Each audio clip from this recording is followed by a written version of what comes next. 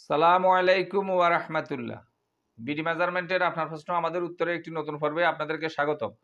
আজকে আমার সামনে প্রথম যে প্রশ্নটা আছে, প্রশ্নটা করেছেন মোহাম্মদ ইসমাইল হোসেন সাহেব সিঙ্গাপুর থেকে। আপনি জানতে চেয়েছেন যদি এরকম হয় 0.97, এখানে 100 ভাগের 97 ভাগ বুঝায়, কিন্তু 0.097 থাকলে 100 ভাগের কত ভাগ বুঝায় দয়া করে বলবেন।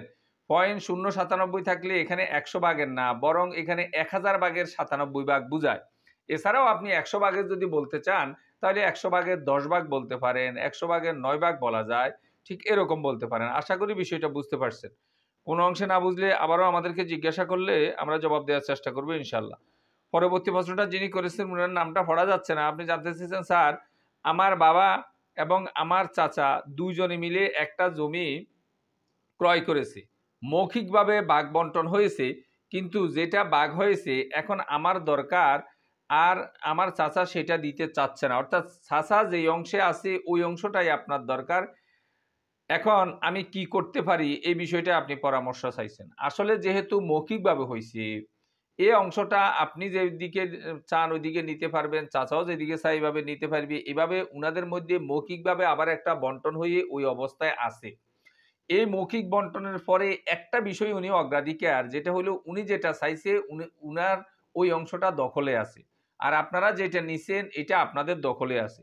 এই জন্য এক অংশে বা একদিক থেকে উনার পাল্লা ভারী, যার কারণে এখন যদি যৌক্তিক কোনো কারণ দেখাইয়া আপনি ব্যবস্থা নিতে পারেন, অথবা দেখা গেছে যে চাচা সম্মতিভাবে আপনাকে দেয় যে এই অংশটা ঠিক আছে নাও, এর বাইরে দেখা গেছে যে আইন আদালতের মাধ্যমে আপনি এটা এত সহজে কিছুই করতে পারবেন না, যেহেতু আপনারা একটা সম্মতিভাবে মৌখিকভাবে একটা সিদ্ধান্ত করে ওই অবস্থানটা নিছেন, আর এটার ভিত্তিতে উনি ওখানে দখল আছে। আশা করি বিষয়টা বুঝতে পারছেন। পরবর্তী প্রশ্নটা যিনি করেছেন উনারও নামটা পড়া যাচ্ছে না। আপনি জানতে চেয়েছেন, স্যার দৈর্ঘ্য 49 ফিট 3 ইঞ্চি, অপর দিকের দৈর্ঘ্য 49 ফিট 3 ইঞ্চি এবং ফাঁসে অর্থাৎ প্রস্থ 54 ফুট 6 ইঞ্চি, আবার আরেক দিকে হইল 51 ফুট 9 ইঞ্চি। দয়া করে বলবেন কত শতাংশ জমি আছে প্লিজ। এখানে যদি আমি দৈর্ঘ্য বলছি ওইটা ছোট বিদায় এটাকে প্রস্থই বলা যায়, যদি আপনি দৈর্ঘ্য লিখছেন। প্রস্থের দিকে আমরা দেখলাম যে যেহেতু ছোটটাই 49 ফিট 3 ইঞ্চি করে আছে উভয় পাশে, এবং একদিকের দৈর্ঘ্যের এক পাশে 54 ফিট 6 ইঞ্চি, আরেক পাশে 51 ফিট 9 ইঞ্চি। এটা কিভাবে করছি, আমাদের দেখা গেছে যে অসংখ্য চতুর্ভুজ আকৃতির জমি মাপার ভিডিও আছে, আপনারা ওখান থেকে দেখে নেবেন। আপনার সুবিধার জন্য আমি এখানে করে দেখলাম। এখানে জমির পরিমাণ যেটা আছে সেটা হলো বর্গফুট চিন্তা করলে 2616.16 বর্গফুট আছে, এবং এটাকে যখন 435.60 দ্বারা ভাগ করছি, জমির পরিমাণ 6.01%, অর্থাৎ 6%ই বলা যায়, এবং আরো 1%-এর 100 ভাগের 1 ভাগ বাড়তি আছে 6%-এর পরে। এটাকে স্বাভাবিকভাবে মানুষ 6%ই বলবে। আশা করি বিষয়টা বুঝতে পারছেন।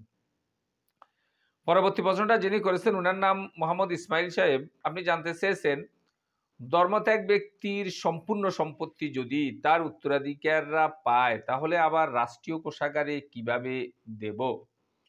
উত্তরাধিকাররাই তো সবই নিয়ে গেল। এখানে আমরা যে বিষয়টা ধর্মত্যাগী প্রসঙ্গে যে বিষয়টা আসছে সেটা হলো ধর্মত্যাগের পূর্বে যাহা উপার্জন করিয়াছে তাহা হইতে তাহার উত্তরাধিকারীগণ পাইবে, এবং ধর্মত্যাগের পর যাহা উপার্জন করিয়াছে এটা রাষ্ট্রীয় কোষাগারে জমা হইবে। তবে একই গোত্রে যদি সবাই ধর্মত্যাগ করে একজন আরেকজনের সম্পদের মালিক হবে। এই জন্য যে অংশ আমরা রাষ্ট্রের জন্য দেওয়ার কথা বলছি সেটা হলো ধর্মত্যাগের পরে যেটা উপার্জন করছে, আর ধর্মত্যাগের পূর্বে যাহা উপার্জন করছে তাহা তার উত্তরাধিকারীগণ পাইবে। আশা করি বিষয়টা বুঝতে পারছেন। পরবর্তী প্রশ্নটা যিনি করেছেন উনার নাম হলো আরাফাতুল ইসলাম সাহেব। আপনি জানতে চেয়েছেন, চট্টগ্রামে সিএস খতিয়ানের পর সিএস অর্থাৎ সিএস এর রিভিশনাল যেটা সেটা বলতেছিলেন হয়েছে, এবং আরএস ব্রিটিশ আমলে হয়েছে। আরএস ফর্সার কথা বলেন। আমার প্রশ্ন, সর্বপ্রথম হওয়া সিএস খতিয়ানের কপি কি আমি চট্টগ্রাম জেলা প্রশাসকের অফিসে পাবো? এটা সিএস এর কপিটা আপনি চট্টগ্রাম জেলা প্রশাসকের অফিসে পাওয়াটাই বেশি যুক্তিযুক্ত। ওখানে ওখানে যদি না পান, এগুলি হেড অফিসে, অর্থাৎ একবারে আমাদের দেশীয় জরিপ অধিদপ্তর সেটেলমেন্ট যে অফিস আছে তেজগাঁ 7 রাস্তা, এখানেও তালাশ করতে পারেন। আর ওখানে না পাইলে আপনি ওখানে গেলে উনাদের কাছ থেকে পরামর্শ নেবেন যে আমি এই পর্চাগুলো তাহলে কোথায় পাইতে পারি। কারণ এত সাল থেকে এত সাল, এত সাল থেকে এত সাল অনেক সময় দেখা গেছে যে একটা দেশ পর্যায়ে এক অবস্থায় ছিল, এরপরে বিভাগীয় পর্যায়ে, এরপরে দেখা গেছে যে জেলা পর্যায়ে পাওয়া যায়। বর্তমানে থানা পর্যায়েই সবগুলো এরকম লেটেস্ট গুলো পাওয়া যায়। আশা করি বিষয়টা বুঝতে পারছেন। পরবর্তী প্রশ্নটা যিনি করেছেন উনার নাম হলো মোহাম্মদ আব্বাস আলী সাহেব। আপনি জানতে চেয়েছেন, আমি জানতে চাই আমি কি অনলাইনে আমিন কোর্স করতে পারবো? আপনি যদি আমাদের কাছ থেকে খুব দূরে হন, আপনি ইচ্ছা করলে অনলাইনে আমাদের এখানে আমিনশিপের কোর্সটা করতে পারেন। আলহামদুলিল্লাহ বাংলাদেশের প্রায় প্রত্যেক জেলায় এবং দেখা গেছে যে বিদেশেও আলহামদুলিল্লাহ আমাদের অনেক স্টুডেন্ট আছে। আপনি ইচ্ছা করলে আমাদের সাথে যোগাযোগ করে অনলাইনে কোর্সটা করতে পারবেন। আমাদের এই যে এই বিভিন্ন জায়গায় দেখা গেছে যে মোবাইল নাম্বার দেওয়া আছে। এছাড়াও আজকের ভিডিওতেও আমরা মোবাইল নাম্বার দেওয়ার চেষ্টা করব। যদি আপনি একান্ত আগ্রহী হন, তবে আমাদের সাথে যোগাযোগ করে বিস্তারিত জেনে নিতে পারবেন।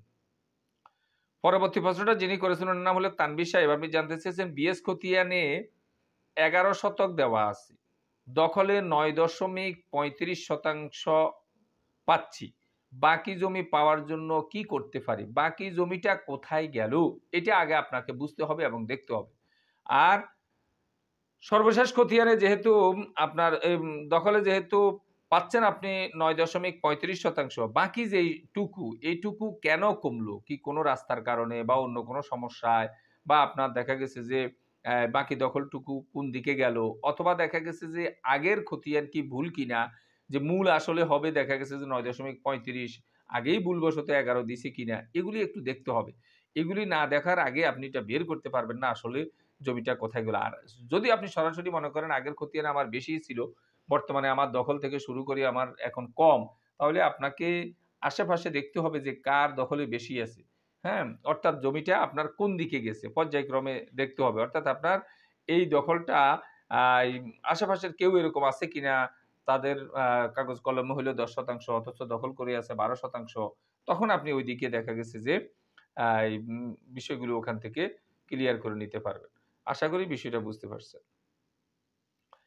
পরবর্তী প্রশ্নটা যিনি করেছেন উনার নাম হলো হাসান আলী সাহেব। আপনি জানতে চেয়েছেন দাদার আগে বিবাহিত পুত্র পিতা মারা যায়। কোরআনের আইনে ছেলে-মেয়ে দাদার কোনো সম্পত্তি পায় না। তবে উক্ত মৃত পুত্রের স্ত্রী সম্পত্তি পাবে কি? উক্ত মৃত পুত্রের স্ত্রী সম্পত্তি বলতে কার সম্পত্তি? যেই ব্যক্তি মারা গেছে তার সম্পত্তি তার স্ত্রী অবশ্যই পাবে এবং তার সম্পত্তি তো তার ছেলেমেয়েরা পাইতে কোনো বাধা নাই। তার ছেলেমেয়েরা পাইবে। এখানে শুধু ওই যে দাদা মারা গেল, তার যেই মধ্যখানে তার দেখা গেছে যে ছেলে থাকতে আ অর্থাৎ তার পিতাই মালিক হয় নাই। এর মধ্যে দেখা গেছে যে এইজন্য ওই সন্তানের নাতিরা পাবে না, এরকম অবস্থা। কিন্তু যেই ব্যক্তি মারা গেছে তার সন্তানে খুব সহজে এই সম্পত্তি পাবে। এমনকি যে ব্যক্তি মারা গেছে তার স্ত্রী থাকলে সেও তো সম্পত্তি পাবে। শুধু দাদার সম্পত্তিটা এখানে পাচ্ছে না। আশা করি বিষয়টা বুঝতে পারছেন। পরবর্তী প্রশ্নটা যিনি করেছেন উনার নাম হলো মোসাম্মদ শামীমা আক্তার সাহেব। আপনি জানতে চেয়েছেন ১% জমি ৪৩৫.৬০ বর্গফুট, এইরকম একটা ভাঙা সংখ্যা কিভাবে হইল সেটা জানা দরকার। আপনার প্রশ্নটা শুনে আমার খুব ভালো লাগলো। আসলে আনকমন প্রশ্ন। আমরা সবসময় জানি সরকারিভাবে এই কথা ধরে বলে যে ৪৩৫.৬০ বর্গফুটই ১%। এরকম হইল কেন?